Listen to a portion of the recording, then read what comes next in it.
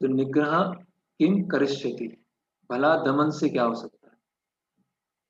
तो यहाँ भगवान अर्जुन को बता रहे हैं कि हर व्यक्ति को प्रकृति के जो 3 गुण मिले होते हैं उसके द्वारा वो कुछ न कुछ कार्य करता है ना? अगर हम कृत्रिम रूप से अपनी इच्छाओं को दबाने का प्रयास करेंगे या कृत्रिम रूप से अपने स्वभाव को दबाने का प्रयास करेंगे तो उससे कुछ होना जाना नहीं है ना? वो स्वभाव बाहर आ ही जाता है ना? वो इच्छाएं जो है वो बाहर आ ही जाती है। इसलिए भगवान बोल रहे हैं निग्रह किम करिष्यति, भला दमन से क्या हो सकता है। तो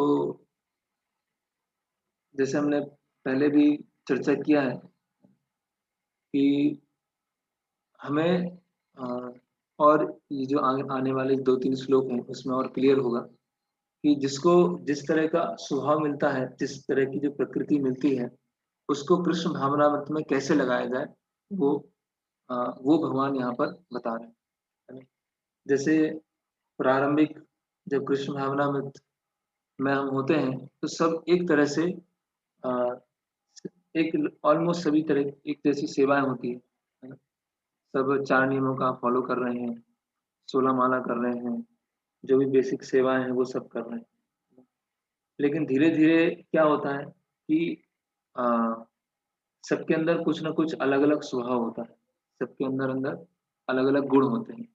तो जो गुरु होते हैं, आध्यात्मिक गुरु होते हैं, वो स्वभाव को देखते हैं और उस स्वभाव के अनुसार हमें सेवा में लगाते हैं। वैसे भक्ति तो ये है कि जो भी हमको कहा जाए वो हमको करना है ना? प्रभुपाद जैसे बोले डू द नीडफुल, जो भी आवश्यक है उसके लिए हम तैयार, है ना? Whatever is needed we are ready.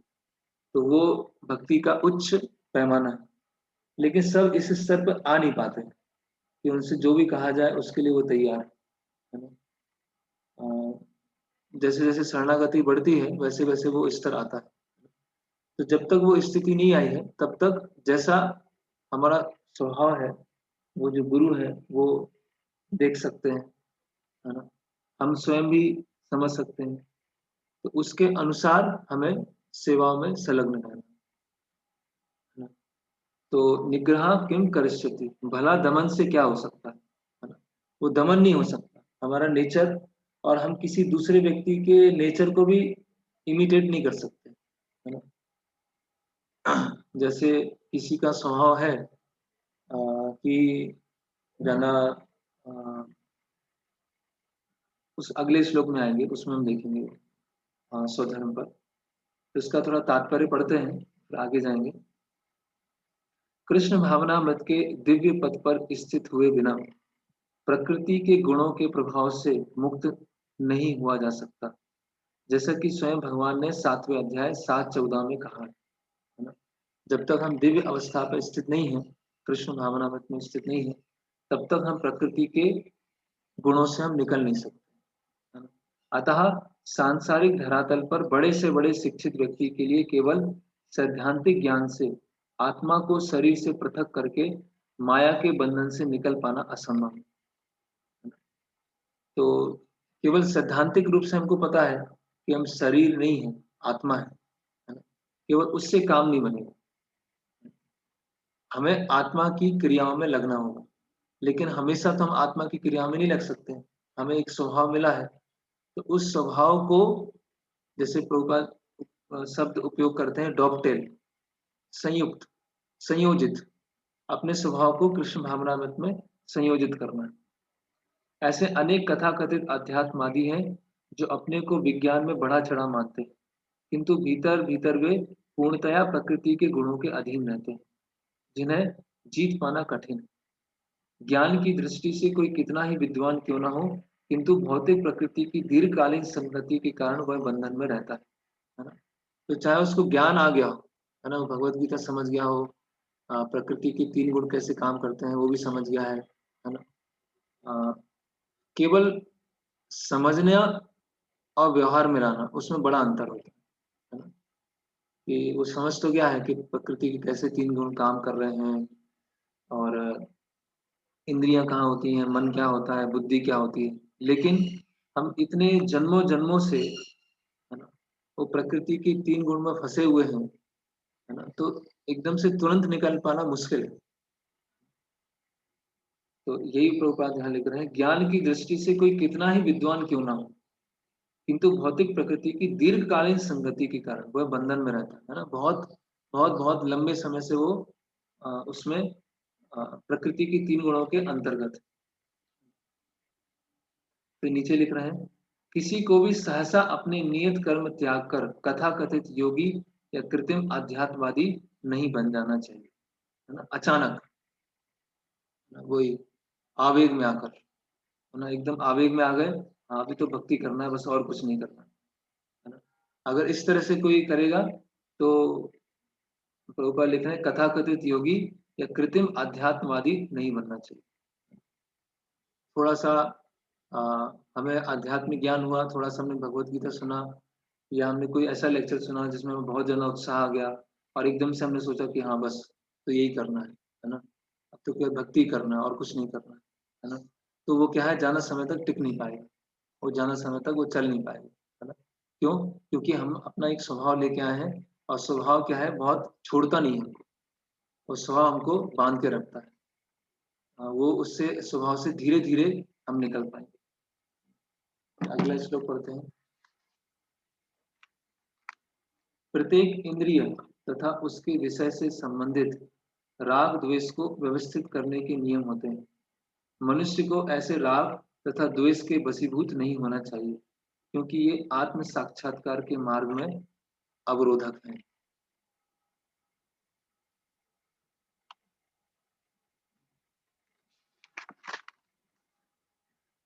इंद्रियस्त्रेन्द्रियाणि यस्यार्थे राग द्वेषे विमस्तु तयोर्न वशम आगच्छतौ हस्य परिपंथिनम, है ना? राग द्वेष को व्यवस्थित करना चाहिए, बैलेंस करना चाहिए, है ना?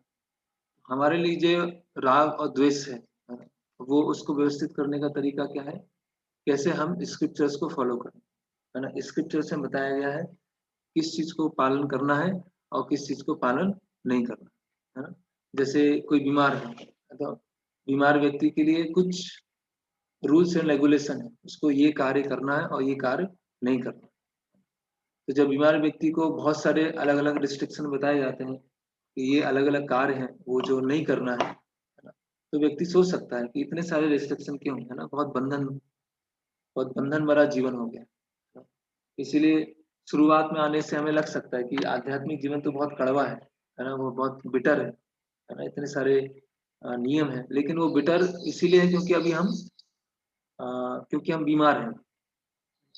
वो कड़वापन जो है कब चला जाएगा, जब हम अपनी नेचुरल जो अवस्था है उसमें स्थित हो जाएंगे, है ना?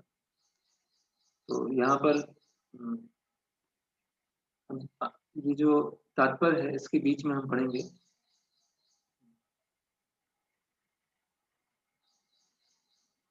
हाँ, जब तक यह भौतिक शरीर रहता है तब तक शरीर की आवश्यकताओं को यम नियमों के अंतर्गत पूर्ण करने की छूट दी जाती है। जब तक ये शरीर है तो शरीर की जो आवश्यकता है उसको पूरा करना, है ना? जैसे प्रभुपाद जी यहाँ पर अ, विवाह के बारे में बता रहे हैं, है ना, कि इंद्रिय सुख है, यौन सुख है ना? तो उसको किस तरह से रेगुलेट किया जाए, उसको कैसे विवाह संस्कार के द्वारा, गृहस्थ आश्रम के द्वारा उसको रेगुलेट किया जाए, है ना? क्योंकि वो जो स्वभाव है, जैसे वही थीम चल रही है, जो स्वभाव है जो वो तो छूटेगा नहीं। उसको आर्टिफिशियली अगर हम रिप्रेस करने का प्रयास करेंगे, है ना, तो उससे क्या हो सकता है, उत्पात मच सकता है ना? तो उसको कैसे शास्त्रों के द्वारा रेगुलेट किया जाए, है ना? जो राग और द्वेष है उसको कैसे किस तरह से रेगुलेट किया जाए। तो आगे लिखते हैं प्रभुपाद जी, किंतु फिर भी हमें ऐसी छूटों के नियंत्रण पर विश्वास नहीं करना चाहिए, है ना? तो अगर इंद्रिय भोग कर रहे हैं और शास्त्रों के अनुसार कर रहे हैं, रूल्स और रेगुलेशन को फॉलो कर रहे हैं, फिर भी हमें इस छूट के नियंत्रण पर विश्वास नहीं होना चाहिए, है ना? क्यों? क्योंकि प्रभुपाद लिख रहे हैं कि जो राजमार्ग होते हैं उस पे भी दुर्घटना के चांस होते हैं, है ना? Even there is chances of accident on royal roads, है ना, कि बहुत अच्छी रोड है, 6 लेन है, 8 लेन है ना, और एक लेन में एक ही गाड़ी जा रही है, लेकिन वहां भी एक्सीडेंट के चांस होते हैं। तो अगर हम शास्त्रों के अनुसार इंद्रिय भोग कर रहे हैं, और जो कि अच्छा है, सही है, लेकिन फिर भी वहां पर सतर्क रहना चाहिए, है ना, क्योंकि वहां भी क्या होता है, एक्सीडेंट के चांस होते हैं, है ना। कि शास्त्रों के अनुसार इंद्रिय भोग है, ठीक है, ऐसा शास्त्र में बताया गया है, इस तरह से करेंगे तो धीरे धीरे भोग करने की प्रवृत्ति चली जाएगी, है ना, लेकिन थोड़ा सा भी सावधानी हटेगी, वहां पर समस्या हो जाएगी। आगे लिख रहे हैं, मनुष्य को अनासक्त रहकर इन यम नियमों का पालन करना होता है, क्योंकि नियमों के अंतर्गत इंद्रिय तृप्ति का अभ्यास भी उसे पथभ्रष्ट कर देता है, जिस प्रकार की राजमार्ग तक में दुर्घटना की संभावना रहती है।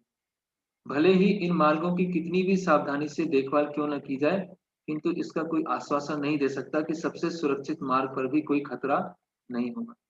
तो कोई भी ये इस चीज को आश्वासन नहीं दे सकता है कि कितनी भी अच्छी रोड हो, कितनी भी बढ़िया रोड हो, है ना, इसमें एक्सीडेंट का चांस हो ही नहीं सकता, वहां भी एक्सीडेंट हो सकता है ना। तो इसीलिए जब तक हम प्रकृति के 3 गुणों में हैं, जब तक हम अपने एक स्वभाव हमको मिला है उसके अंतर्गत हैं, तब तक हमें बहुत बहुत सावधान रहने की आवश्यकता है ना। और वो सावधान कैसे रहेंगे, हर चीज वो सावधानी कैसे रहेगी, जब तक हम गुरु के मार्ग निर्देशन में रहेंगे। जैसे ही कुछ भी हम स्वतंत्र रूप से करने का प्रयास करेंगे, और हो सकता है हम सही कर रहे हैं, हो सकता है हम शास्त्रों के अनुसार ही कर रहे हैं, लेकिन जैसे प्रभुपाद बता रहे हैं कि कोई भी आश्वासन नहीं दे सकता है कि सबसे सुरक्षित मार्ग पर भी कोई खतरा नहीं हो, है ना। इंग्लिश में इसमें पढ़ लेते हैं, आज है, no one can guarantee that there will be no danger even on the safest road, है ना। कोई गारंटी नहीं है कि जो सबसे सेफ रोड है उस पर भी एक्सीडेंट नहीं हो सकता। और उसके ऊपर बात लिख रहे हैं,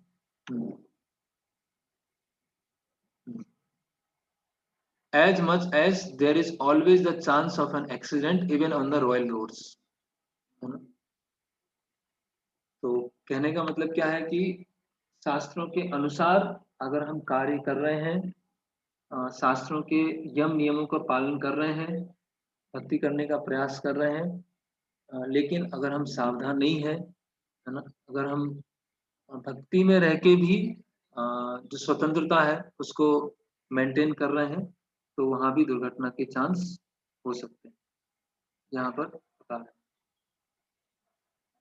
ओके, तो ये शास्त्र है, हमको रेगुलेट करते हैं, हमारे राग द्वेष को रेगुलेट करेंगे, और रेगुलेट होने के पश्चात भी हमें सावधान रहना है।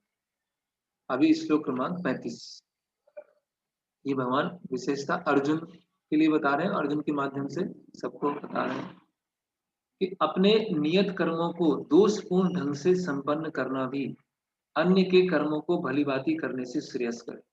श्रियान स्वधर्मो विगुणा पर धर्मा सुनिश्चितम, स्वधर्मे निधनम श्रेया पर धर्मो भयावह। अपने नियत कर्मों को दोषपूर्ण ढंग से संपन्न करना भी अन्य के कर्मों को भली भांति करने से श्रेयस्कर है। स्वीय कर्मों को करते हुए मरना पराय कर्मों में प्रवृत्त होने की अपेक्षा श्रेष्ठतम है, क्योंकि अन्य किसी के मार्ग का अनुसरण भयावह होता है। तो हर जो भी वर्णाश्रम के अनुसार ड्यूटी है, हर किसी में कुछ ना कुछ फॉल्ट है, कुछ ना कुछ गलतियां, है ना। कोई ब्राह्मण है ना, तो ब्राह्मण की ड्यूटीज में भी कुछ कष्ट है, तपस्या है ना, इंद्रियों का संयम है, मन का संयम है ना।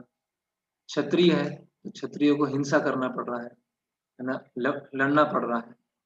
वैश्य है तो उसको अपने बिजनेस में कुछ ना कुछ झूठ बोलना पड़ रहा है, कुछ प्रॉफिट के लिए कुछ झूठ बोलना पड़ रहा है ना। तो किसी न किसी ऑक्यूपेशन में कुछ ना कुछ तो समस्या है। तो भगवान यहाँ बता रहे हैं कि अर्जुन, तुम सोच रहे हो कि क्षत्रिय होते हुए तुमको युद्ध करना पड़ेगा, हिंसा करनी पड़ेगी, तो इससे अच्छा मैं ब्राह्मण का ऑक्यूपेशन ले लेता हूँ, है ना। वहां तो हिंसा नहीं है, वो मुझे अच्छा लग रहा है ना। क्षत्रिय में तो क्या हिंसा बहुत है, तो ये हिंसा छोड़ो और अहिंसा अपना लो। जो ब्राह्मण है उनको युद्ध करने की आवश्यकता नहीं है ना, वो कर लेते।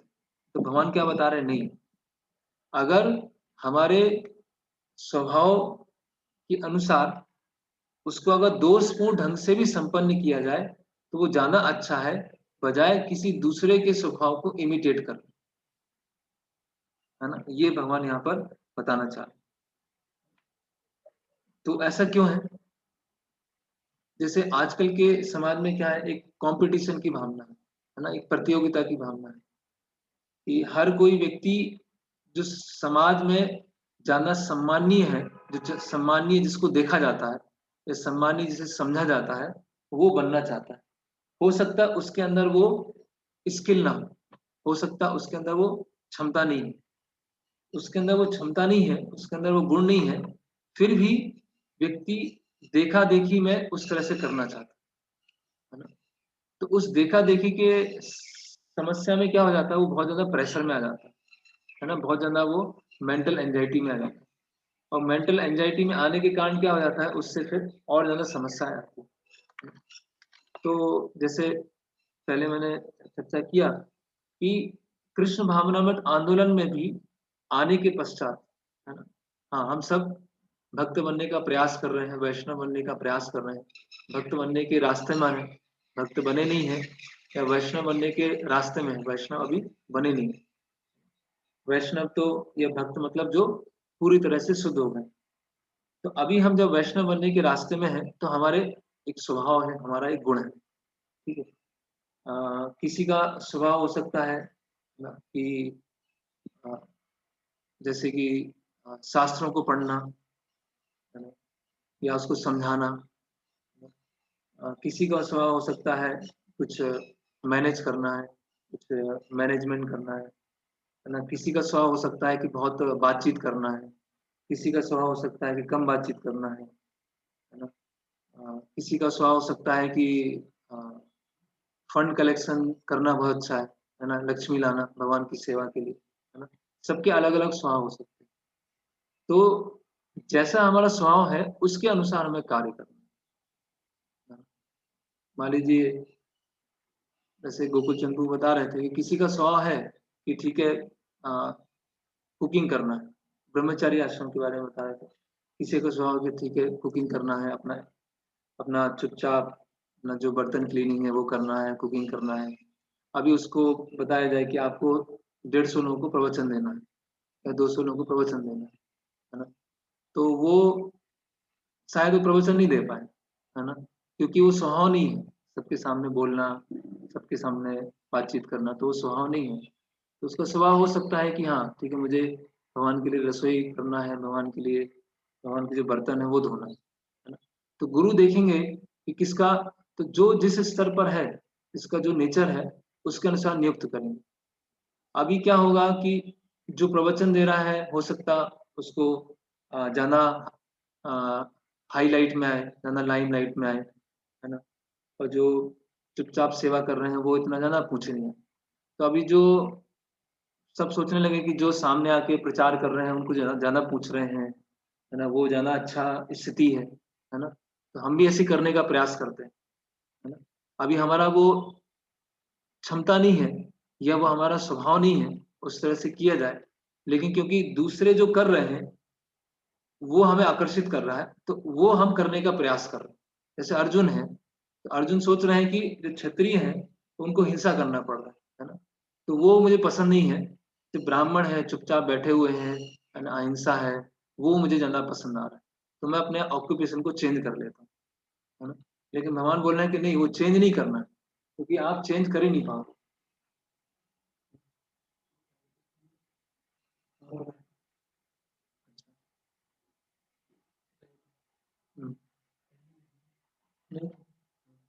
तो उसी तरह से कृष्ण भावनामृत आंदोलन में भी कुछ लोग हो सकते हैं कि कुछ लोग बहुत बहुत अ, बहुत एक्सट्रोवर्ट हों, है ना, बातचीत करना, मिलना, प्रचार करना, बुक डिस्ट्रीब्यूशन करना, समझाना। और कुछ लोग हो सकते हैं कि चुपचाप सेवा करने में, कि हम कुकिंग कर रहे हैं, क्लीनिंग कर रहे हैं, अलग-अलग तरह की सेवाएँ कर रहे हैं, है ना? तो दोनों भगवान की दृष्टि में सेवा कर रहे हैं, है ना? अभी कोई सोचे कि नहीं, मैं प्रचार नहीं करूँगा, है ना? उससे मैं तो चुपचाप सेवा करता हूँ, तो वो भी सही नहीं है। कोई सोचे कि नहीं, चुपचाप सेवा नहीं, क्योंकि यहाँ पे तो मुझे वो बढ़ाई नहीं मिल रही है, तो वो कर लेता हूँ, है ना? तो हर व्यक्ति का तो गुरु निर्धारित करेंगे, इसीलिए हमारे लिए सबसे अच्छा पैमाना क्या है कि गुरु क्या बोले, भक्तजन इनको क्या बोले, है ना? तो अगर वो हमारा नेचर नहीं है और उस नेचर के अनुसार हम सेवा करने जाएँगे, तो समस्या हो जाएगी, है ना? तो इसीलिए किसी भक्त को एक तरह से नियुक्त किया जाता है, एक भक्त को दूसरी तरह से नियुक्त किया जाता है, एक भक्त को दूसरी तरह से नियुक्त किया जाता है। तो उस समय ऐसा नहीं सोचना चाहिए कि एक को तो बहुत अच्छी सेवा मिल गई है, एक को छोटी सेवा मिली है ना? एक को तो प्रभु जी ने बहुत रिकॉग्नाइज़ कर रहे हैं, बहुत पूछ रहे हैं, एक को तो रिकॉग्नाइज़ नहीं कर रहे हैं, है ना? ऐसा नहीं है। क्योंकि क्या है कि अ, जैसे अगर वो हमारा नेचर नहीं है, उस तरह से हम कर नहीं सकते हैं और उस स्थिति में हमको रखा जाएगा, तो हम अच्छी तरह सेवा भी नहीं कर पाएँगे, है ना? वो अच्छी तरह हम सेवा कर भी नहीं पाएँगे और हम खुद का अपना नुकसान कर लेंगे।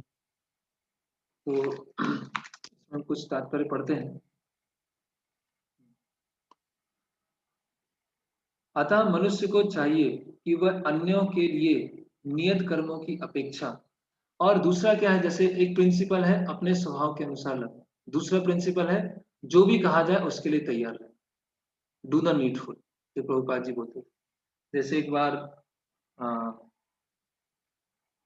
सेलम मंदिर में फेस्टिवल था और फेस्टिवल के बाद होता है कि बहुत सारे पत्तल हैं, बहुत सारी प्लेट्स हैं, पूरे ग्राउंड में पड़ी हुई थी, है ना? बहुत सारा कचरा पड़ा हुआ था। तो वहाँ जो टेम्पल अथॉरिटी है, उन्होंने बोला, एक कोई वहाँ भक्त थे, जो ब्राह्मण परिवार से थे, साउथ इंडियन अयंगर फैमिली, है ना? अयंगर परिवार से थे। तो एकदम साफ-सुथरे, नीट एंड क्लीन, धोती-कुर्ता भी बहुत साफ-सुथरा है, सब कुछ एकदम, है ना? हर चीज़ एकदम सतोगुणी, है ना? तो वहाँ जो मंदिर के भक्त थे, उन्होंने बोला कि आप जाओ, कल फेस्टिवल था और ग्राउंड में बहुत सारा कचरा है, आप उसको उठाओ और उठा के डस्टबिन में डाल देना, है ना? तो उन्होंने बोला कि ठीक है, बताइए क्या करना है? तो तो वहाँ भक्त ने बोला कि आप ये झाड़ू है और ये सब लेके जाके आप क्लीनिंग चालू कर दो। बोले ठीक है, मैं करता हूँ। तो उन्होंने सब उठाया क्लीनिंग का सामान और जाना चालू कर दिया। तो वो भक्त बोलते ठीक है, रुको, रुको। मैं तो चेक कर रहा था कि आप ब्राह्मण हैं कि वैष्णव हैं, है ना? कि आप अगर ब्राह्मण हैं तो आप सोचेंगे अरे ये तो बहुत गंदी जगह है और इतना साफ-सुथरा, इस गंदी जगह को उठा के फेंकना, डस्टबिन में डालना, ये तो मुझसे नहीं होगा, है ना?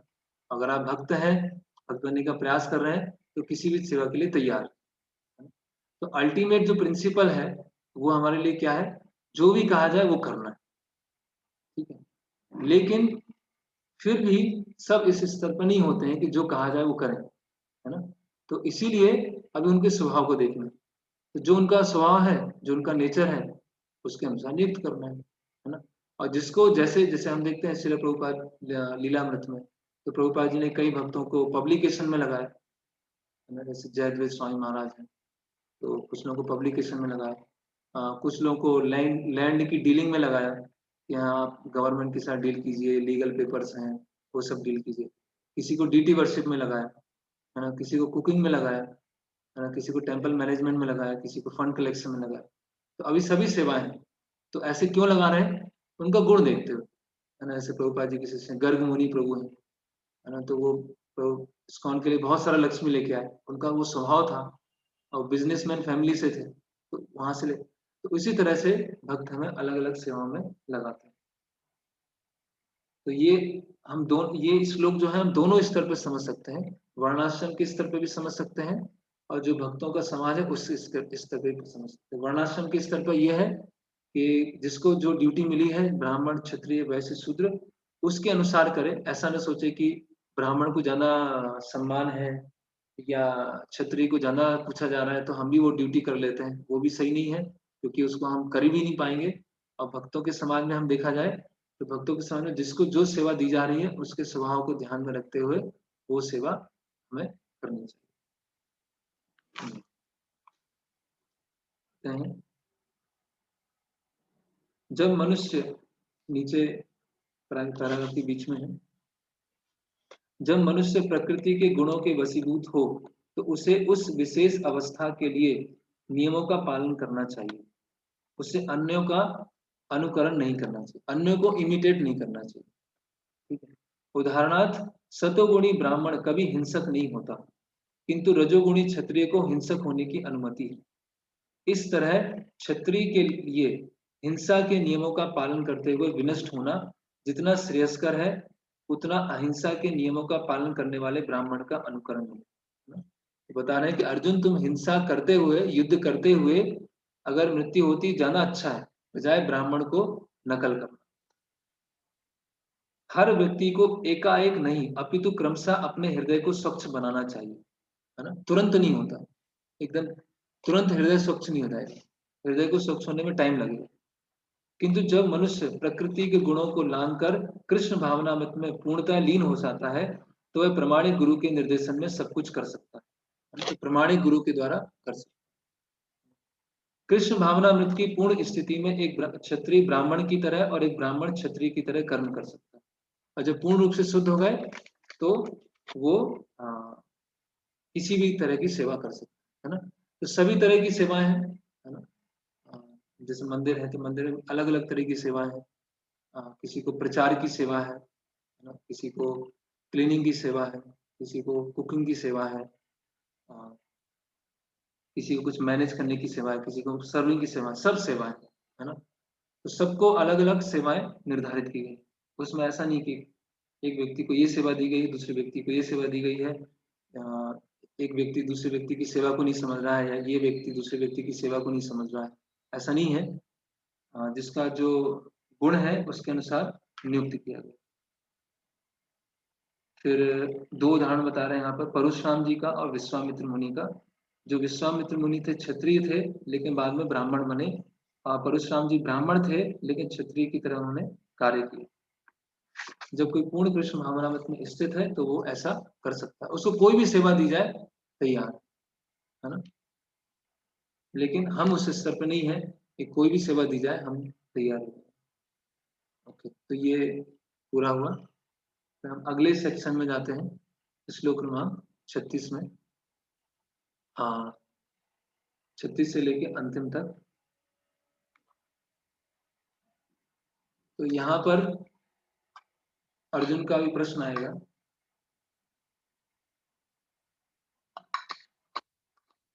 कि जब भगवान हम नियत कर्तव्यों को करेंगे, नियत कर्मों को करेंगे, तो उनको करते समय एक समस्या आती है ना। हाँ, कि आपने बोला कि हाँ ठीक है, अपने स्वभाव में रह के ही कर्म करना, उसके अंतर्गत ही किया। लेकिन नियत कर्तव्यों को करते समय एक समस्या, वो समस्या क्या है? काम। अभी उस पर डिस्कस करेंगे। श्लोक क्रमांक 36। अर्जुन ने कहा, हे वृष्णिवंशी, मनुष्य न चाहते हुए भी पाप कर्मों के लिए प्रेरित क्यों होता है? ऐसा लगता है कि उसे बलपूर्वक उनमें लगाया जा रहा है। तो अर्जुन का प्रश्न है कि हम आ, नियत कर्तव्य करना चाहते हैं, है ना, हम सेवा करना चाहते हैं, लेकिन ऐसा क्यों होता है कि कोई हमको रोक रहा है? ये ऐसा क्यों होता है कि ना चाहते हुए भी हम पाप कर्म करने के विचार आ रहे हैं और पाप कर्म में हम प्रेरित हो रहे हैं? तो ऐसा कौन है जो हमारे अंदर बैठा हुआ है ना, जो हमको प्रेरित कर रहा है? और ये इस चीज को हम हर कोई अनुभव कर सकते है ना, हर कोई इस चीज को अनुभव कर सकते हैं कि नहीं, मैं भक्ति करना चाहता हूँ, मैं इंद्रियों पर, मन पर संयम करना चाहता हूँ, लेकिन ऐसा क्यों होता है कि कोई मुझे अंदर से फोर्स कर रहा है? क्यों मुझे गुस्सा आ जाता है ना, क्यों काम आता है ना, क्यों गलत विचार आता है? ऐसा क्यों होता है मेरे साथ? करेक्ट। तो उस समय फिर हमें अपने मन में फिर थोड़ा ग्लानि होता है कुछ समय के लिए कि ऐसे विचार क्यों आए हैं, है ना? इस तरह से तो मुझे नहीं सोचना चाहिए था, या इस तरह से मुझे क्रोध नहीं करना चाहिए था, है ना? तो अर्जुन का ये प्रश्न क्या है, बहुत ही तर्कसंगत, और ये सबके लिए, ये प्रश्न सबके लिए, कि ना चाहते हुए भी हम पाप करने के लिए प्रेरित क्यों होते हैं? ना चाहते हुए भी हमारे अंदर ऐसी इच्छाएं क्यों आती, है ना? हमने डिटर्मिनेशन लिया, है ना, कि मुझे अ, प्रतिदिन मंगला आरती के लिए उठना है। हमने डिटर्मिनेशन लिया कि हमें प्रतिदिन इतनी सेवा करना है, या प्रभुपाद जी की ग्रंथों को पढ़ना है। तो हम 1 दिन करते हैं, 2 दिन करते हैं, 3 दिन करते हैं, 7 दिन करते हैं, और उसके बाद धीरे-धीरे डाउन हो, फिर हम दृढ़ प्रतिज्ञा लेते हैं, फिर कुछ दिन चलता है, फिर डाउन हो जाता है। तो ऐसा क्यों? हो क्यों रहा है? तो अंदर से कोई हमको परेशान कर रहा है कि नहीं, करने की ज़रूरत नहीं है, या हमारी कमज़ोरी है, क्या समस्या कहाँ आ रही है? अथ केन प्रयुक्तयो पापम चरति पुरुषः अनिच्छन्नपि वार्ष्णेय बलादिवा नियोजितः। अनिच्छन्नपि, इच्छा नहीं है, फिर भी क्यों हो रहा है? ऐसा बलपूर्वक मुझे क्यों नियोजित किया जा रहा है ना? ओके, तो तात्पर्य में अंतिम में लिखा है, यद्यपि कभी-कभी जीव कोई पाप नहीं करना चाहता, किंतु उसे ऐसा करने के लिए बाध्य होना पड़ता है ना? कि मैं अपने आप को रोक ही नहीं पा रहा हूँ। इतना विवश हो गए कि अपने आप को रोक ही नहीं पा रहे। मुझे पता है ये काम गलत है, मुझे पता है क्रोध करना गलत है, लेकिन फिर भी वो हो रहा है। तो ऐसा क्यों हो रहा है ना? ऐसा बल क्यों? किंतु ये पाप कर्म अंतर्यामी परमात्मा द्वारा प्रेरित नहीं होते, अपितु अन्य कारण से होते हैं, जैसा कि भगवान अगले श्लोक में बताएंगे। तो ये क्यों हो रहा है ना? जैसे हम देखते हैं, हम हमारी भक्ति चल रही है, अच्छी चल रही है ना? 1 महीने, 1.5 महीने, 2 महीने बहुत अच्छी तरह चल रही है, सब कुछ नियम पालन कर रहे हैं, और एक दिन क्या आता है, मन में एकदम से भूकंप आ जाता है, मन में एकदम से भूचाल आ जाता है ना? उसमें हमें डाउट भी आ सकते हैं, अलग-अलग चीज़ों पे डाउट आ सकते हैं, या हमारी इच्छा ही नहीं करे, अब तो बहुत हो गया, हम रोज़ जप ही किए जा रहे हैं, रोज़ सेवा किए जा रहे हैं, कुछ अंतर ही नहीं पड़ रहा है, पता नहीं सही है, गलत है, क्या है? इतना करने की क्या ज़रूरत है? ठीक है, इस जन्म में बहुत हो गया। तो हमें पता है गलत विचार गलत है, जो मैं सोच रहा हूँ ये गलत सोच रहा हूँ, लेकिन फिर भी उससे निकल नहीं पा रहे, है ना? जब ये विचार आ भी रहा है, तो भी मन में चल रहा है कि नहीं, मैं गलत सोच रहा हूँ। जब मैं क्रोध कर रहा हूँ किसी के ऊपर, तो भी मुझे कहीं न कहीं अंदर से आ रहा है कि मैं क्रोध गलत कर रहा हूँ, लेकिन फिर मैं अपने आप को रोक नहीं पा रहा हूँ, है ना? बलादिवा नियोजिता, है ना? तो कैसे किया जाए? ये बल कौन लगा रहा है ना? कोई कोई शैतानी शक्ति है ना? कोई ऐसा कोई शैतान है, जो हमको प्रेरित कर रहा है अंदर से, है ना? 2 चीज़ें चल रही हैं कि मैं अच्छा करना चाहता हूँ, लेकिन शैतान है वो प्रेरित कर देता है। तो कौन है? तो श्लोक क्रमांक 37, श्री भगवान वाचा, ये इम्पोर्टेंट श्लोक है, इसको याद भी कर सकते हैं। काम एषा क्रोध एषा रजो गुण समुद्भवा महाशनो महापाप्मा विद्यन्नेव वैरिणम्। श्री भगवान ने कहा, हे अर्जुन, इसका कारण रजोगुण के संपर्क से उत्पन्न काम है, जो बाद में क्रोध का रूप धारण करता है, और इस संसार का सर्वभक्षी पापी शत्रु है। तो ये परमात्मा प्रेरित नहीं कर रहे हैं।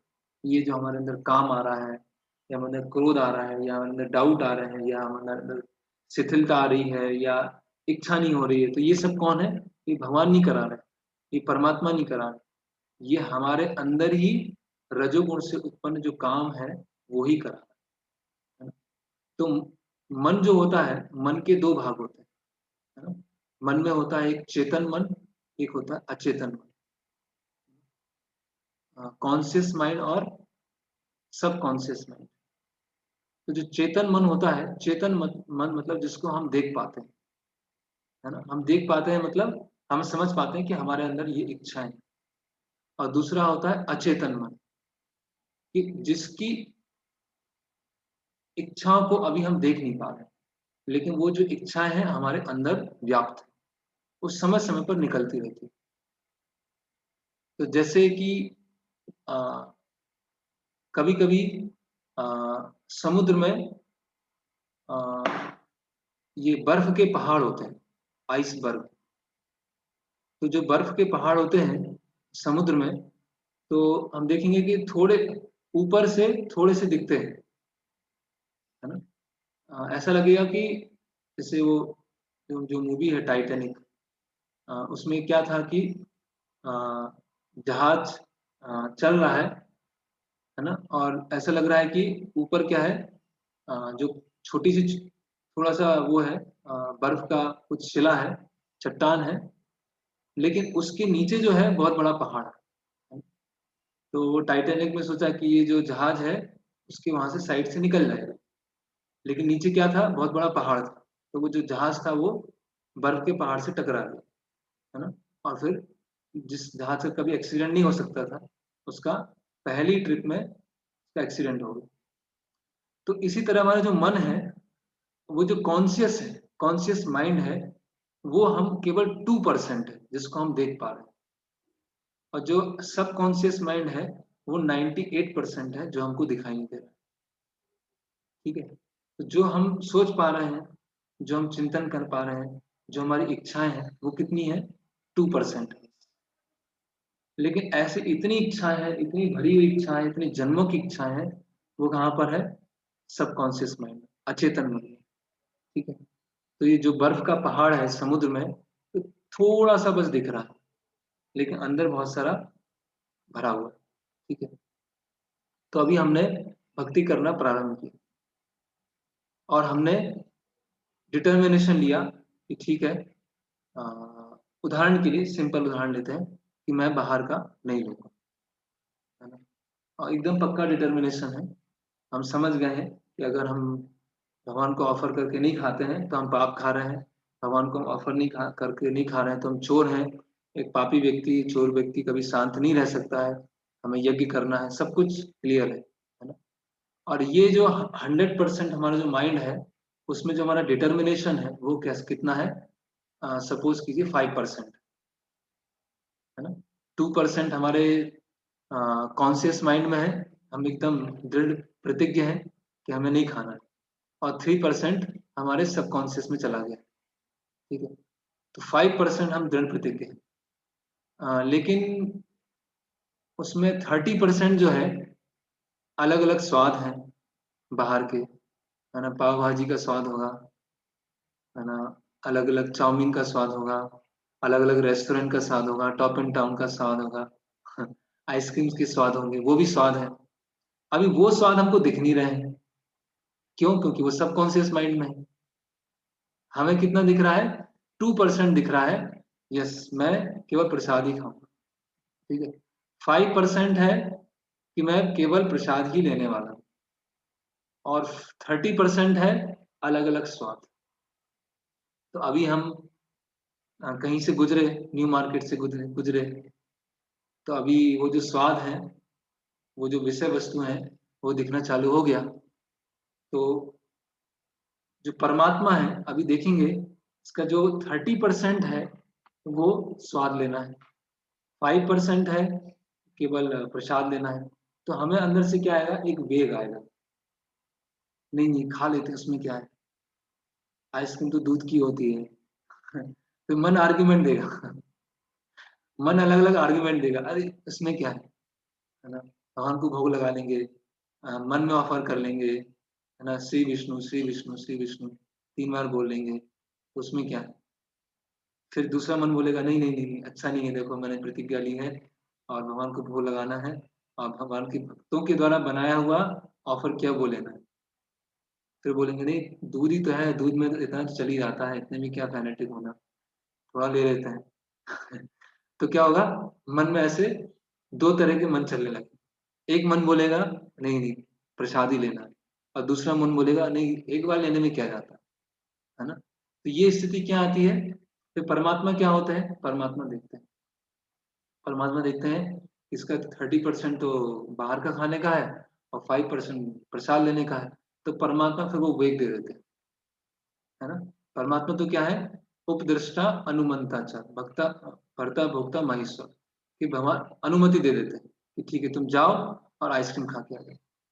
है ना? तो आइसक्रीम खा के आते हैं, तो बाद में आते हैं तो अरे फिर पछतावा होता है, तो अच्छा नहीं किया। क्योंकि अभी कॉन्शियस माइंड में तो क्या है कि प्रसाद ही लेना है। तो सोचते हैं ये किसने करवाया मेरे साथ? ये क्यों हुआ मेरे साथ? ऐसा तो मैं नहीं सोचता हूँ, तो ऐसा क्यों हुआ? है ना? तो क्यों हुआ? क्योंकि हमारी खुद की वो इच्छा है ना? तो परमात्मा तो केवल उसको क्या कर देते हैं, उसको अनुमति दे देते हैं। तो ये हर चीज में है। ये सिंपल सरल उदाहरण समझने के लिए कि प्रसाद का है, ये हर चीज में है। चाहे वो क्रोध है ना? क्रोध हो सकता है ना, कि मुझे क्रोध नहीं करना है, अरे किसी को बोल दिया, देखो अच्छा नहीं किया, वैष्णव अपराध हो गया, ऐसा नहीं करना चाहिए था, मुझे पता था वो सेवा कर रहे हैं, ये है, फिर मैंने क्रोध कर दिया, तो अब से हम क्रोध नहीं करेंगे, है ना? अब से हम गुस्सा नहीं करेंगे, जो भी है प्रेम से बात करेंगे। ठीक है। अभी वो जो बात है वो क्या, कहाँ पर है, वो कॉन्शियस माइंड में है। अच्छा, सब कॉन्शियस माइंड है, उसमें तो भरा हुआ है, क्योंकि नेचर तो छूटता नहीं है ना, स्वभाव तो छूटता नहीं है। निग्रहम किम करिष्यति, स्वभाव तो छूटेगा नहीं। तो पूरा एकदम हम डिटरमाइन है, हाँ नहीं, है ना? अननेसेसरी लड़ाई होती है, झगड़ा होती है, नहीं करें। लेकिन फिर वही भगवान देखते हैं अनुपात, किसका ज्यादा अनुपात है, किसका ज्यादा वेटेज है, और भगवान उस समय हमें वेग दे देते हैं, और उस चीज को हम कर देते हैं, है ना? और बाद में फिर पछतावा होता है, और होगा, अगर सही से हम भक्ति कर रहे हैं तो होगा, और बाद में पछतावा होगा कि यार ये ऐसे तो नहीं करना चाहिए, है ना? तो कहने का मतलब क्या है कि जो हमारा सबकॉन्शियस माइंड है, जो हमको दिख नहीं रहा है, वहां से हमको वेग मिलते रहते हैं, वहां से हमको वेग आते रहते हैं, आते रहते हैं। तो वही है काम ऐसा, क्रोध ऐसा, है ना? रजोगुण समुद्र। हे अर्जुन, इसका कारण रजोगुण के संपर्क से उत्पन्न काम है, जो बाद में क्रोध का रूप धारण करता है, जो इस संसार का सर्वभक्षी पापी शत्रु है। तो ये इच्छा आई कहाँ से, ये काम आया कहाँ से? तो जैसे हर चीज का स्रोत जो है भगवान है, उसी तरह जो काम है उसका भी सोर्स क्या है, भगवान है। तो जीव की भगवान को सेवा करने की जो इच्छा है, उस सेवा करने से जो आनंद प्राप्त होता है उसको बोलते हैं आदि रस।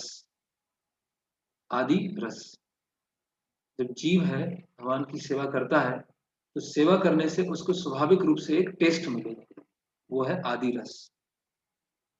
जब सेवा करने की इच्छा विकृत हो जाती है, तो वो चेंज हो जाती है इसमें, काम में। जैसे दूध है, दूध अपने आप में प्योर है, उस दूध में कुछ खट्टी चीज मिलाएंगे, कुछ खटाई मिलाएंगे, तो वो दही में चेंज हो जाता है। तो उसी तरह से ओरिजिनली भगवान की सेवा करने की इच्छा है ना? और सेवा करने से एक आनंद प्राप्त होता है। लेकिन जब उसको हम छोड़ देते हैं और अपनी इंद्रियों को संतुष्ट करने का प्रयास करते हैं, तो वो क्या होता है, काम वासना में परिवर्तित होता है। वो जो आदि रस है वो भोग में परिवर्तित हो जाता है। वही हम बता रहे हैं। जब जीवात्मा भौतिक सृष्टि के संपर्क में आता है, तो उसका शाश्वत कृष्ण प्रेम रजोगुण की संगति से काम में परिणत हो जाता है, अथवा दूसरे शब्दों में ईश्वर प्रेम का भाव काम में उसी तरह बदल जाता है, जिस तरह इमली के संसर्ग से दूध दही में बदल जाता है। और जब काम की संतुष्टि नहीं होती, तो वह क्रोध में परिणत हो जाता है। जब काम संतुष्ट नहीं होता है, तो हाँ, मतलब वही भौतिक इच्छाएं पूरी नहीं होती है, तो क्रोध आता है ना? तो जो क्रोध है वो दिख जाता है, और जो काम है वो दिखता नहीं। जो क्रोध होता है वो स्थूल रूप से होता है, जो काम होता है वो सूक्ष्म रूप से होता है ना? अतः जीवात्मा का सबसे बड़ा शत्रु काम है, और यह काम ही है जो विशुद्ध जीवात्मा को इस संसार में फंसे रहने के लिए प्रेरित करता है। ये काम ही है, जो भौतिक भोग करने की इच्छा है, वो ही हमको क्या करती है, फंसा के रखती है। अतः यदि रहने तथा कार्य करने की विधियों द्वारा रजोगुण को तमोगुण में ना गिरने देकर सतोगुण तक ऊपर उठाया जाए, तो मनुष्य को क्रोध में पतित होने से आध्यात्मिक आसक्ति के द्वारा बचाया जा सकता है। तो ये रजोगुण है ना, जो भोग करने की इच्छा है।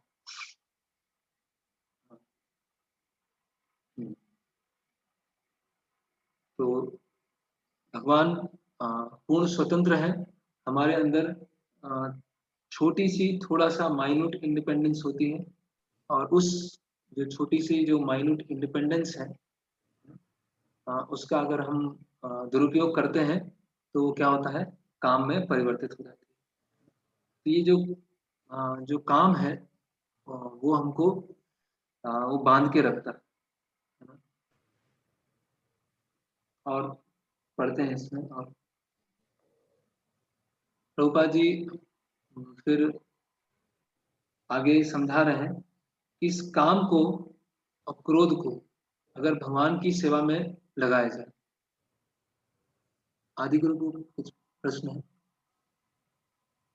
हरे कृष्ण ब्रो, प्रश्न पूछ रहा था, मैंने पढ़ा इसी श्लोक क्या मेरे पास इंग्लिश में लिखा है कि if there was the mode of passion instead of being degraded into the mode of ignorance is elevated to the mode of goodness by the prescribed method of living and acting, then one can be saved from the degradation of wrath by spiritual attachment.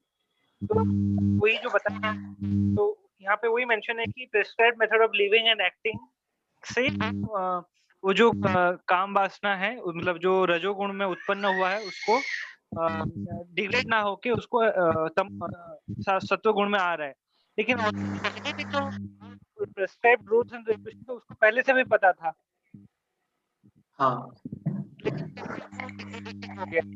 तो फिर वो तमोगुणी activity जो भोग वृत्ति है वो तमोगुण में वो एंगेज किया। हाँ, तो यहाँ पे वही लिखा है by practicing prescribed method of living and acting लिखा है। तो वो तो मतलब क्या करना है क्या नहीं करना उसको पहले से भी पता ही था। हाँ, इसको पता है, लेकिन उसका जो स्ट्रॉन्ग जो है वो तमोगुण ज्यादा हावी हो रहा है उस पर।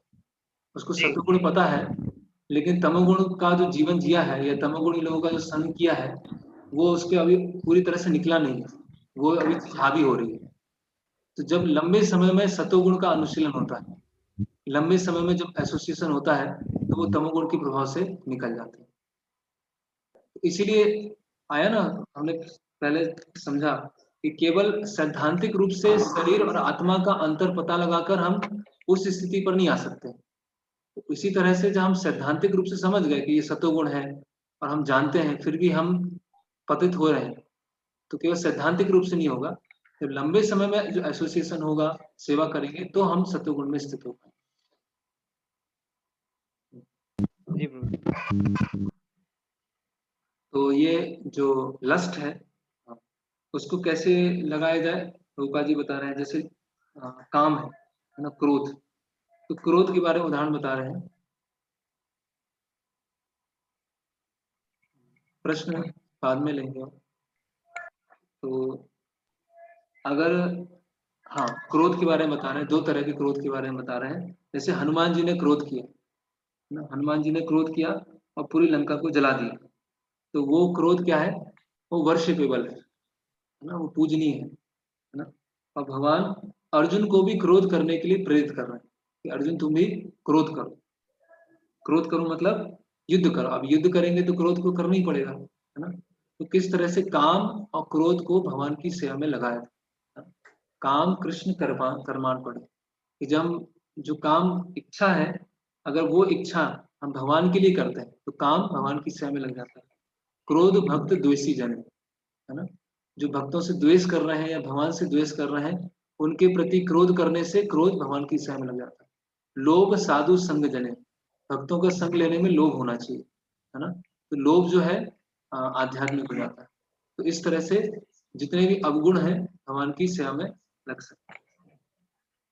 फिर आगे बता रहे हैं कि जो काम है वो किस तरह से हमें ढक के रखता है। उसकी तीन उपमाएं दे रहे हैं।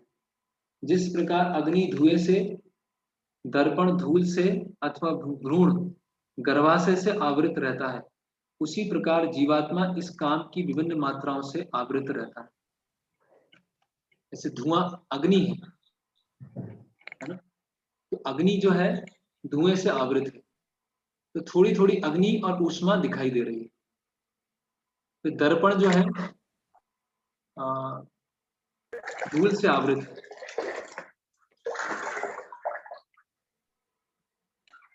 जो दर्पण है वो धूल से आवृत है। तो दर्पण में क्या है, हम फेस नहीं देख पा रहे। और जो भ्रूण है वो गर्भाशय से आवृत है, मतलब जो भ्रूण है पूरी तरह से असहाय अवस्था में है और गर्भाशय से ढका हुआ है। तो चेतना काहो चेतना जो है, भेंडी काढून धुवून ठेवून द्याल।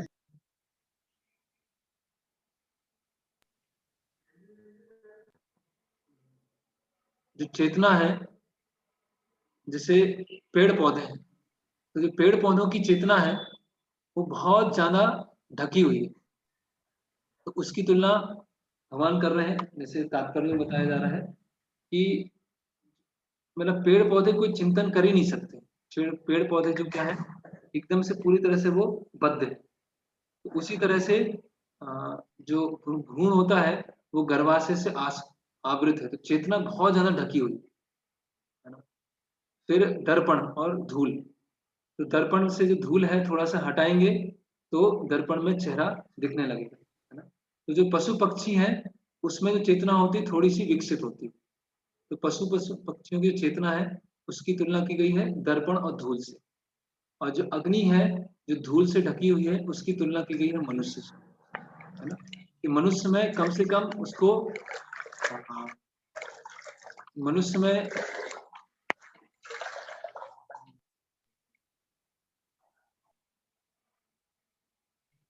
किसी का बार बार ये ऑन हो रहा है ऑडियो, थोड़ा ध्यान रखें।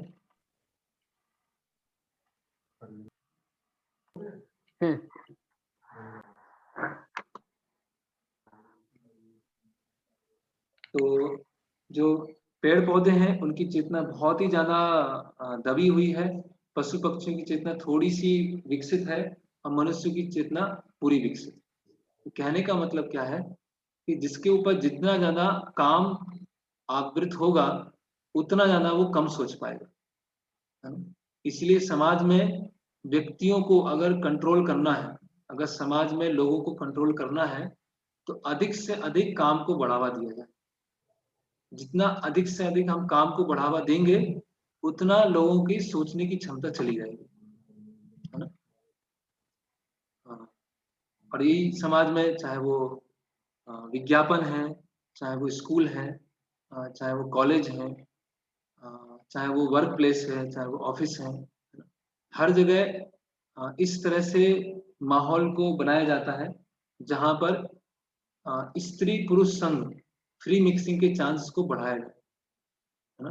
तो स्त्री पुरुष संघ और फ्री मिक्सिंग के चांस को बढ़ाएंगे तो क्या होगा, उतनी चेतना ढकती जाएगी, उतनी चेतना ढकती जाएगी, है ना।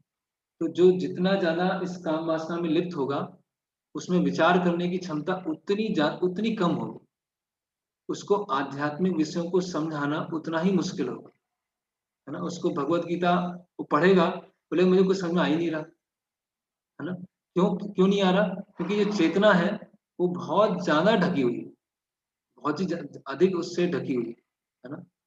तो या तो अगर धुआं है तो धुआं तो जल्दी निकल जाएगा, अग्नि बढ़ाएंगे तो धुआं निकल जाएगा, है ना। और दर्पण है तो दर्पण को साफ करेंगे तो दर्पण दिखने लगेगा, है ना। उसमें थोड़ा सा और मेहनत लगेगी। और तीसरा है जो भ्रूण है वो गर्भाशय से ढका हुआ है तो वो और ज्यादा मतलब चेतना और ज्यादा ढकी हुई है। हम जितना अधिक जो रजोगुण है और रजोगुण से संबंधित चीजें हैं उनका उपयोग करेंगे और रजोगुण के अनुसार हम जीवन जिएंगे उतना हमें आध्यात्मिक विषयों को समझने में कठिनाई होगी। और हम इस व्यवहारिक रूप से हम देख सकते हैं, है ना। जो जितना ज्यादा भोग वृत्ति में लिप्त होता है ना, जो जितना ज्यादा भोग करना चाहता है अलग अलग तरीके से वो उतना ही आध्यात्मिक विषयों को कम समझ पाता है। हर चीज में, है ना, इस पे तो बहुत डिस्कशन हुआ है ना? हर फील्ड में हम देखें, चाहे हम पहनावे में देखें, है ना। पहनावा भी सत्वगुण में होता है, रजोगुण में होता है, तमोगुण में होता है। तो जिस तरह का पहनावा होगा तो उस तरह से हमारी सोच होगी। तो आजकल ज्यादातर जो पहनावा बनाया जा रहा है वो किस में है कि व्यक्ति की शारीरिक चेतना को बढ़ाया जाए, है ना। जो पूरा ये फैशन डिजाइनिंग है या जो इंडस्ट्री है, उसमें क्या है कि व्यक्ति सामने वाले व्यक्ति को कैसे अपनी ओर आकर्षित किया जाए, है ना। इस तरह से है कि अपने आप ही रजोगुण और तमोगुण को बढ़ावा दिया जाए। तो वो जो जिस तरह से वो जो आकर्षित करने का प्रयास कर रहा है, उसको भी आध्यात्मिक ज्ञान समझ में नहीं आएगा, और जो आकर्षित हो रहा है उसको भी आध्यात्मिक ज्ञान समझ में नहीं आएगा। इसीलिए हर हर चीज क्या है, बहुत मैटर करती है ना। तो बोलते हैं कि हाँ भक्ति तो है, जब तो करना है, हाँ वो सही है, लेकिन हम 3 गुणों पे आश्रित हैं। तो फिर हम देखेंगे कि मूवीज, आजकल देखते हैं मूवीज है ना। भक्ति में आने के बाद तो हम नहीं देख रहे हैं, लेकिन अगर प्रचार की दृष्टिकोण से देखें तो आजकल जो मूवीज हैं, जिस तरह से मूवीज बनाई जाती हैं, जिस तरह से सॉन्ग्स बनाए जाते हैं, जिस चीज को प्रमोट किया जाता है ना। कि अगर हम पहले देखें, पहले मूवीज देखें 30 साल 40 साल पुरानी, तो कम से कम ये है कि सारे घर के सारे सदस्य एक साथ बैठ के तो मूवीज देख सकते हैं, है ना। इतना इतना तो डिसेंसी है ना। लेकिन आज स्थिति क्या हो गई है कि अगर थोड़ा सा कल्चर है तो वो एक साथ तो बैठ के नहीं देखेंगे, और बिल्कुल ही कल्चर भ्रष्ट हो गया है तो वो आजकल का भी जो मूवीज है सब एक साथ बैठ के देखेंगे। ब्रॉड माइंडेड है ना, हम तो खुली विचारधारा वाले हैं, हम ये कंजर्वेटिव लोग नहीं है ना, हम संकीर्ण दृष्टिकोण वाले नहीं है। ये पाबंदियां, है ना, ये सब, इन सब चीजों में हम विश्वास नहीं करते। और जो लोग ऐसे फंडामेंटलिस्ट, है ना, रूढ़िवादी, हम रूढ़िवादी नहीं है ना, हम उदारवादी हैं। आजकल ये बहुत शब्द चला है, कंजर्वेटिव और लिबरल, कि हम रूढ़िवादी रास्ते पर नहीं चलते, हम तो लिबरल है ना, हम तो अ, उदारवादी हैं, सबको हम सबको एकोमोडेट कर लेते हैं। नहीं। और ऐसे ड्रेस हो गया, मूवीज हो गए, तो गाने हो गए, है ना। अभी जैसे कुछ समय से मंदिर के पास में एक जगह कुछ घर है, तो वहां पर शादी था, तो एक हफ्ते से डीजे चल रहा था। और वो तो अच्छा है कि डीजे जो गाने चल रहे थे वो बिल्कुल भी कुछ समझ में नहीं आ रहे थे, क्योंकि आजकल जो बनाए भी जाते हैं कि, है ना, कैसे व्यक्ति को, कि व्यक्ति में रजोगुण और तमोगुण को बढ़ाया जाए। पहले तो गाने होते भी थे तो उसमें कुछ कुछ तो मीनिंगफुल होता था, चलिए वो संसार की कुछ मॉरलिटी है, संसार की एक नैतिकता है, उसके बारे में बताया जाता था, लेकिन कुछ तो मॉरलिटी थी, है ना। लेकिन आजकल तो पूरा स्तर गिर गया। तो अगर वो गाने, ऐसे गाने सुनकर, ऐसे कपड़े पहनकर, ऐसे मूवीज देखकर, तो व्यक्ति को कहाँ से भगवत गीता समझ में आएगी, उसकी चेतना कहाँ सामने आएगी, है ना। भगवत गीता उसके सामने रखेंगे तो 5 मिनट तो वो सोचता रहेगा कि है क्या ये, इस संसार की कौन सी चीज है, समझ में नहीं है, क्योंकि चेतना पूरी तरह से ढक गई है ना। पूरा हमारा जो पूरा वातावरण है ना, फिर हम चाहे वर्क प्लेस में जाए, ऑफिस में जाए, या कॉलेज में जाए, कहीं पे भी जाए, हर चीज को उसी चीज को बढ़ावा और उसी स्तर की बातें की जाती है। हम देखेंगे अ, हम भक्ति में आते हैं तो हम उन सब चीजों में इंटरेस्ट लेना धीरे धीरे हमारा कम हो जाता है ना, या हम उस तरह की बात में इंडल्ज भी नहीं होते, है ना।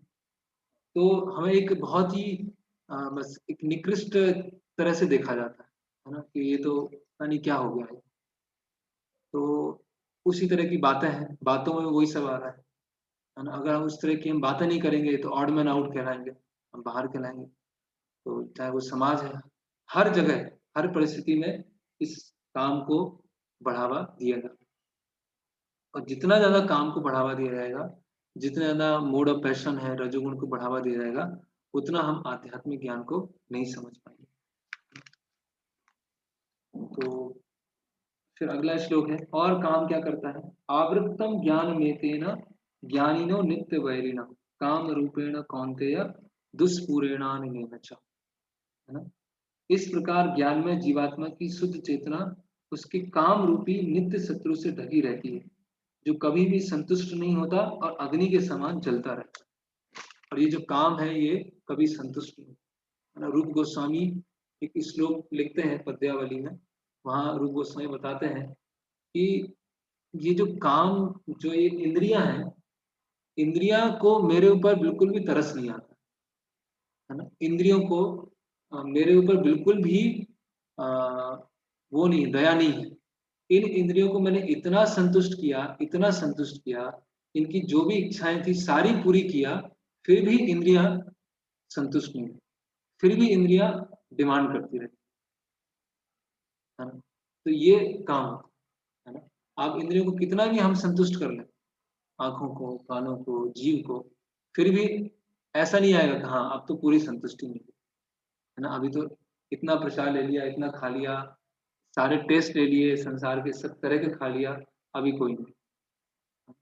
दुष्पूरेणा अनली, जैसे जो अग्नि है उसमें घी को डालते जाएंगे, डालते जाएंगे, डालते जाएंगे, डालते जाएंगे, तो क्या होगा, अग्नि बढ़ती जाएगी, बढ़ती जाएगी, बढ़ती जाएगी, वो कहीं बुझेगी नहीं है ना। जैसे वो ओशो का फिलोसफी है, ओशो क्या बोलता है कि जो भी इच्छाएं हैं उसको पूरा करते जाओ, पूरा करते जाओ, करते जाओ, करते जाओ, करते जाओ, करते जाओ, और एक दिन ऐसा आएगा कि इच्छाएं बचेंगी नहीं। वो सेल्फ रियलाइजेशन, वो आत्म साक्षात्कार है ना। लेकिन इच्छाओं को संतुष्ट करने से इच्छाएं खत्म नहीं होती है ना।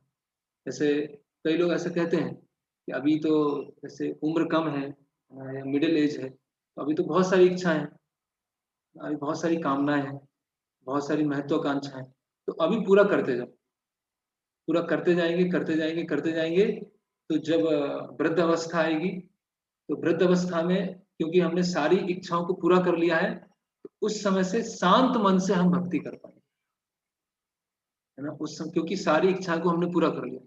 लेकिन ये सबसे बड़ी भूल धारणा है, क्योंकि इच्छाएं कभी पूरी होती नहीं, इच्छाएं कभी पूरी नहीं होगी। काम रूपेण कौन्तेय दुष्पूरेण नहीं, ये अग्नि के समान जलती रहेंगी, जलती रहेंगी, जलती रहेंगी, ये कभी पूरी नहीं होने वाला है ना। जैसे भक्ति विनोद ठाकुर अपने एक वैष्णव गीत में लिखते हैं,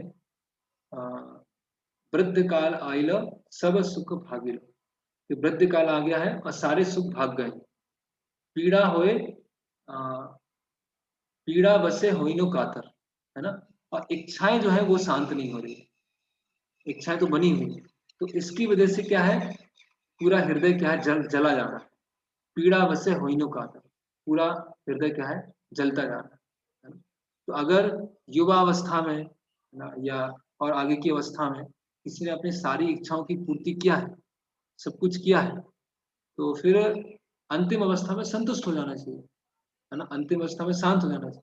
लेकिन ऐसा नहीं होता, वो इच्छाएं और बढ़ती जाती हैं, बढ़ती जाती हैं, बढ़ती जाती है ना।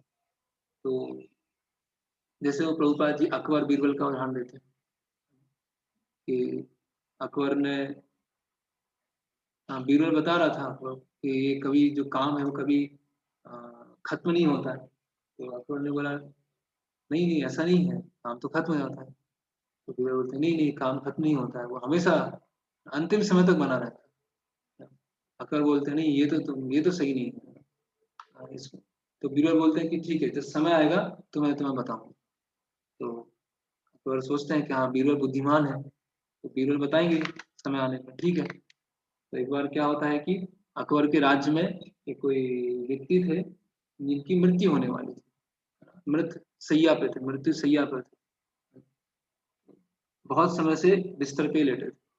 तो बीरबल ने बोला कि जहाँपना हम उनके घर चलते हैं। बोले ठीक है, बीरबल बोल रहे हैं तो कुछ ना कुछ तो होगा उसमें रहस्य। तो वो जाते हैं, तो बीरबल बोलते हैं कि अपनी जो पुत्री हैं उनको भी साथ में ले चलिए। तो अकबर बोलते हैं कि ठीक है, उनको भी ले चलते हैं। तो उसको भी ले गए है ना। तो वहां पर पहुंचते हैं, बीरबल पहुंचते हैं, अकबर पहुंचते हैं, अकबर की जो पुत्री है वो वहां पर पहुंचते हैं।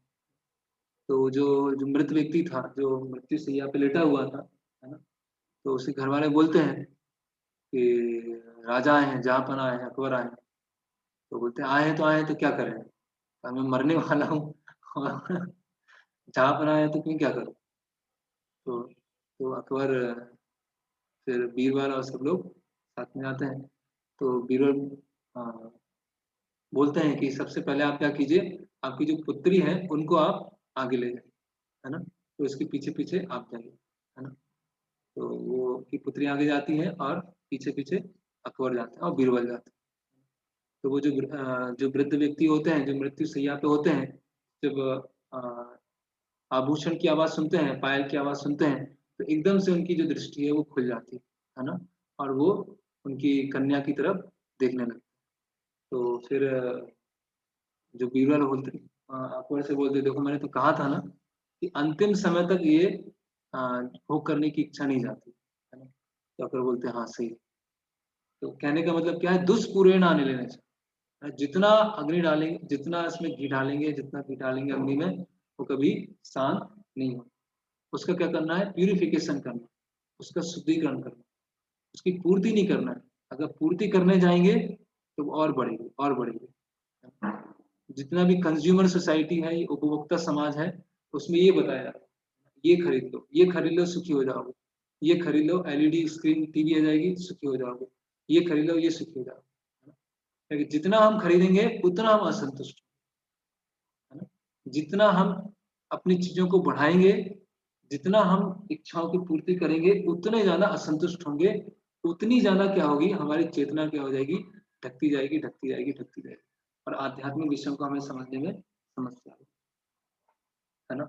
और आवृत्तम ज्ञान में, और ये जो काम होता है वो हमारे ज्ञान को आवृत कर लेता है, ढक लेता है ना।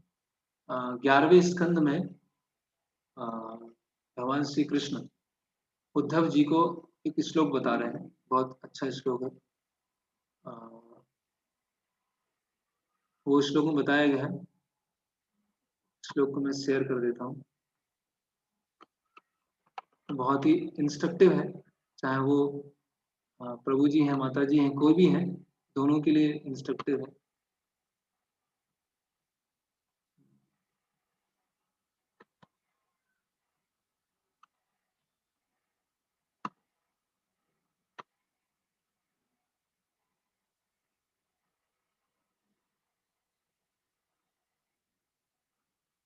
ये श्लोक है, किम विद्या किम तपसा किम त्यागेन श्रुतेन वा किम विवेक्तेन मौनेन स्त्रीभिः मनोहितम्। ये भगवान कृष्ण उद्धव जी को बता रहे हैं, किम विद्या, उस विद्या का क्या लाभ,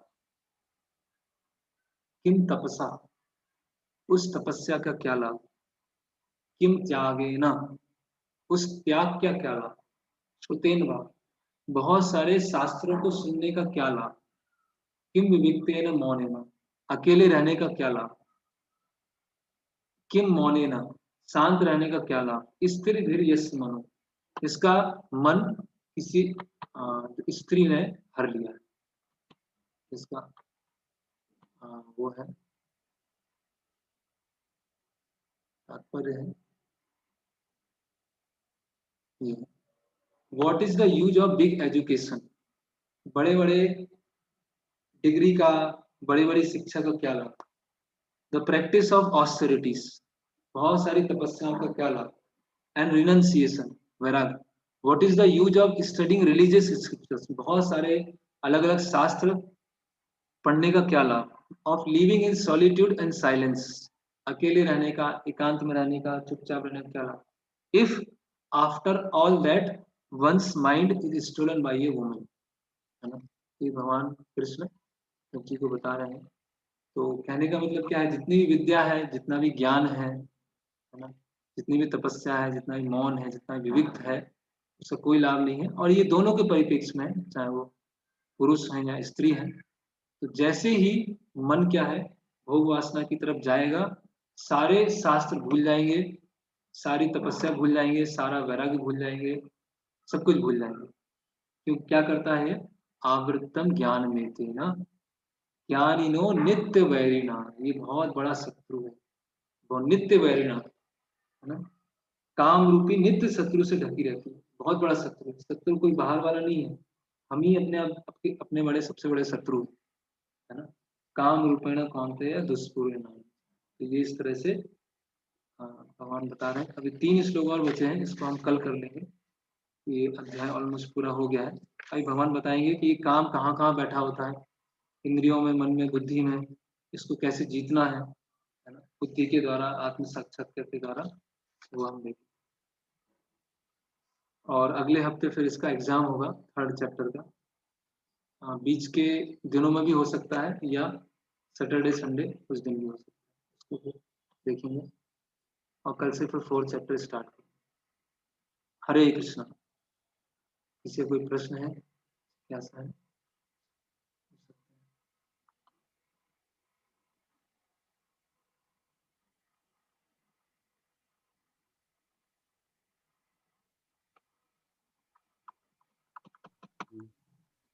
हरे कृष्ण। हरे कृष्णा। जी पूछ सकते हैं प्रश्न? हाँ पूछिए। जी जैसा आपने बताया ना कि वही रजोगुण में है तो रजोगुण से सतोगुण की तरफ वृद्धि करनी है, हाँ प्रोग्रेस धीरे धीरे, हाँ जिससे कि हम भक्ति में स्थिर रह पाए। हाँ तो अब जैसे प्रिस्क्राइब ड्यूटीज की भी बात आती है, और हम भी जो भी संसारी लोग हैं व्यवहारिक जीवन में हैं, तो अपने काम में भी हैं या घर में हैं, तो कई बार मतलब जानबूझ के क्रोध करना पड़ता है, कंट्रोल करना है हम्म, चीज़ों को। मतलब जानबूझ के, मतलब कि नोइंगली नॉट अननोइंगली, ये ज़रूरी है इस चीज़ को। जैसे गुरु भी हैं, वो भी मतलब वो तो ठीक है अलग लेवल पे, लेकिन हमें काम में या घर पे भी चीज़ों को कंट्रोल करने के लिए या ऐसे तो वो मतलब उससे फिर माइंड भी कई बार वो भी होता है कि डिस्ट्रैक्ट भी होता है, तो उसको कैसे समझ सकते हैं? हम्म। अगर हम क्रोध सही भावना से कर रहे हैं तो फिर हम अंदर का हमारी स्थिरता नहीं जाएगी, है ना। एक होता है ना इनर कंपोजर, अंदर अंदर की स्थिरता। अगर हमने सही कार्य के लिए क्रोध किया है तो फिर अंदर से हम स्थिर रहेंगे। और अगर हम आउट ऑफ फ्रस्ट्रेशन कर रहे हैं, आउट ऑफ फॉल्स ईगो कर रहे हैं, या हमारा स्वभाव ही हो गया है, चिड़चिड़ा स्वभाव हो गया है, उसकी वजह से कर रहे हैं, तो फिर अंदर से हम डिस्टर्ब हो जाएंगे, है ना। अभी तो हम घर में ऐसा जरूरत पड़ती है कि हमें क्रोध करना पड़ सकता है, सही बात है, करना पड़ सकता है, उसमें कोई संशय नहीं है। चीजों को सही करने के लिए क्रोध करना पड़ सकता है ना। लेकिन वो क्रोध के पीछे हमारा उद्देश्य क्या है? अपने फ्रस्ट्रेशन को निकालना है, अपने मिथ्या अहंकार को संतुष्ट करना है, या हमारा स्वभाव ही चिड़चिड़ा हो गया है कि छोटी छोटी बात पे क्रोध कर रहे हैं और हम वास्तव में भले के लिए क्रोध कर रहे हैं, तो वो देखना पड़ेगा। जी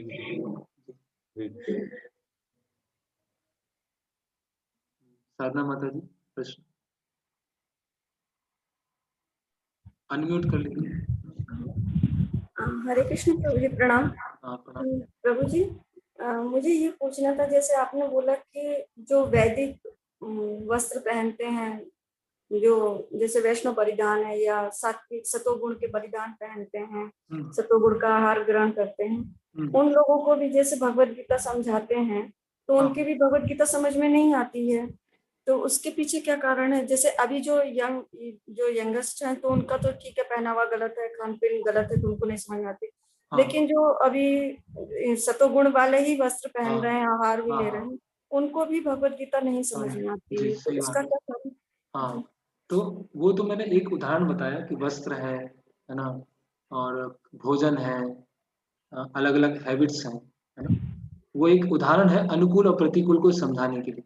ऐसा हो सकता है कि जैसे हम देखते हैं कि कई गुरु हैं या मायावादी सन्यासी हैं, मतलब अलग अलग तरह के लोग हैं जिनका खान पान बहुत सरल हो सकता है, या जिनके जो वस्त्र हैं वो बहुत सरल हो सकते हैं, लेकिन उनको भक्ति का हम ज्ञान देंगे तो वो नहीं समझे, वो बात सही है।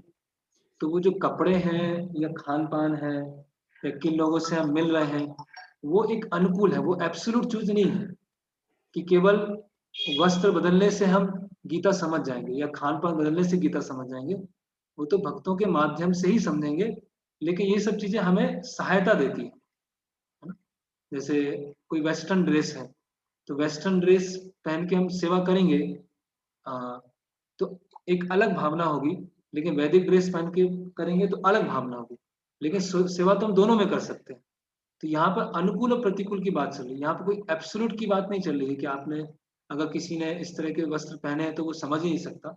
अभी प्रभुपाद जी तो हिप्पियों के बीच में समझाया, तो उनकी तो कौन सी वैदिक ड्रेस थी, वो तो वैदिक ड्रेस नहीं है ना, लेकिन वो समझे, लेकिन हमें किस तरफ जाना है उसकी हमने चर्चा की। प्राजक्ता माता जी प्रश्न पूछिए। हरे कृष्ण प्रभु जी, प्रणाम। प्रभु जी, मेरा प्रश्न है, आपने कहा कि माइंड एंड सबकॉन्शियस माइंड की बात की है, तो हमारे अंदर जो हरे कृष्ण, हरे कृष्ण, हाँ जो सबकॉन्शियस माइंड है हमारे में, हाँ तो वो क्या जन्म जन्म से, जैसे सूक्ष्म शरीर के अंदर भी वो सबकॉन्शियस माइंड थे, जो हमारा, जो अभी हम सोचते हैं पढ़ने के बाद भी, लेकिन हमारी मेंटेलिटी प्रॉपर वो नहीं रह पाते कि, हाँ तो वो सबकॉन्शियस माइंड का ही अभी जो हम लोग जी रहे हैं या सोच रहे हैं, जो भी वो सबकॉन्शियस माइंड के अकॉर्डिंग चलते हैं। बोलते हैं कि सबकॉन्शियस माइंड एक बार कोई चीज चला जाता तो दोबारा निकलता नहीं है, माइंड में रहे तो वो निकल जाता है। आज आपने कुछ बोल दिया, एकदम सबकॉन्शियस माइंड में चले जाते, कोई नेगेटिव चीज एकदम सबकॉन्शियस माइंड हमारे चले जाते, लेकिन जो पॉजिटिव है, जो हमारे लिए अच्छा है, वो चीज नहीं जा पाते। तो ऐसा क्यों है प्रभु जी? तो पहला प्रश्न है कि जो अभी कक्षाएं आती हैं कि वो कहाँ से आ रही हैं, सबकॉन्शियस माइंड। यस, तुम्हारे बहुत कई जन्म हैं, करोड़ों लाखों जन्म हो चुके हैं, और उन कई जन्मों में हमने बहुत सारी अलग अलग तरह की इच्छाएं की हैं, तो वो इच्छा हमें भी नहीं पता है। जैसे एक उदाहरण के लिए, मॉडर्न उदाहरण है, जैसे हार्ड डिस्क है, तो हार्ड डिस्क की एक वो होती है, कैपेसिटी है। तो हमारा माइंड भी क्या एक हार्ड डिस्क है, जिसमें इनफाइनाइट जीबी की वो है, कैपेसिटी है। हम इच्छा करते जा रहे हैं, करते जा रहे हैं, करते जा रहे हैं, भरते जा रहे हैं, भरते जा रहे हैं, तो बहुत सारी इच्छाएं भरी हुई हैं, है ना, तो वो निकलती रहती है ना। और दूसरा प्रश्न ये है कि हम सुनते हैं या पढ़ते हैं या भक्ति करते हैं, फिर भी उससे हम कि निकल नहीं पाते, है ना। तो वही है, उससे कैसे निकला जाए, उस सबकॉन्शियस माइंड को कैसे साफ किया जाए, तो वही हरि नाम है, होली नेम। हरि नाम के माध्यम से सबकॉन्शियस माइंड भी साफ हो। इसीलिए कलयुग का वो जो युग धर्म है वो क्या है, हरि नाम। निरपराध है नाम ले लो पाए प्रेम धन, कि निरपराध होकर अगर हम नाम लेते हैं तो हमको कृष्ण प्रेम प्राप्त होगा। तो निरपराध जो मन है, चेतो दर्पण मार्जन, तो जो चेत मतलब वही कॉन्शियस माइंड और सबकॉन्शियस माइंड। तो इसीलिए हम देखेंगे कि बाकी जो आध्यात्मिक क्रियाएं होती हैं उसमें मन हमारा फिर भी लग जाए, लेकिन जप में सबसे ज्यादा मन भागता है, क्योंकि जप में क्या होती है, सबसे ज्यादा टेस्टिंग होती है। तो जी जी। जब अच्छी तरह हम करेंगे तो जो सबकॉन्शियस माइंड में जो हमारी इच्छाएं हैं वो धीरे धीरे धीरे करके वो भी शुद्ध होती जाएंगी। हरे कृष्ण प्रभु जी, प्रणाम। स्वाति माता जी अनम्यूट करके पूछिए। जी हरे कृष्णा, प्रणाम प्रभु। प्रणाम। प्रभु जी, ये इस अध्याय में कर्मयोग में भी मतलब बता रहे हैं कि श्रेयांस और धर्मो विगुणा, और ऐसा ही है 18वें अध्याय में 47 और 48। तो मैं जानना चाह रही हूँ कि यहाँ जो बता रहे हैं वो कर्मयोग से रिलेटेड और भक्ति से भी रिलेटेड है, तो फिर जो 47 और 48 18 चैप्टर में बता रहे हैं, तो उसके इसमें कुछ डिफरेंस है? नहीं, एक ही है, वो 18 अध्याय भगवान सब कुछ समराइज कर रहे हैं, भगवत गीता को सारे विषयों को बता रहे हैं, और सबसे अंत में सर्वधर्मान परित्यज, तो वो दोनों एक ही है 18वें अध्याय में और 30वें अध्याय में।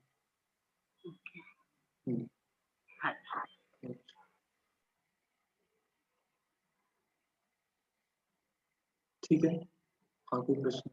यहाँ चैट बॉक्स में प्रश्न थे, is it possible to progress from Kshatriya to Brahmin level और इज इट फिक्स्ड, है ना।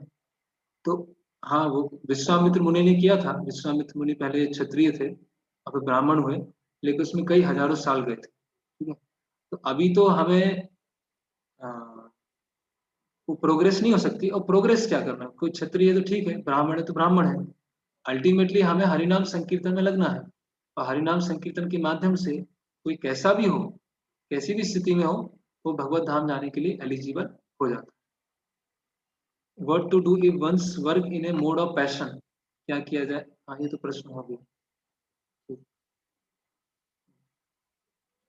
हरे कृष्ण। तो कल फिर हम मिलेंगे। हरे कृष्ण। श्रील प्रभुपाद की जय। श्रीमद् भगवद गीता यथारूप की जय। हिताय और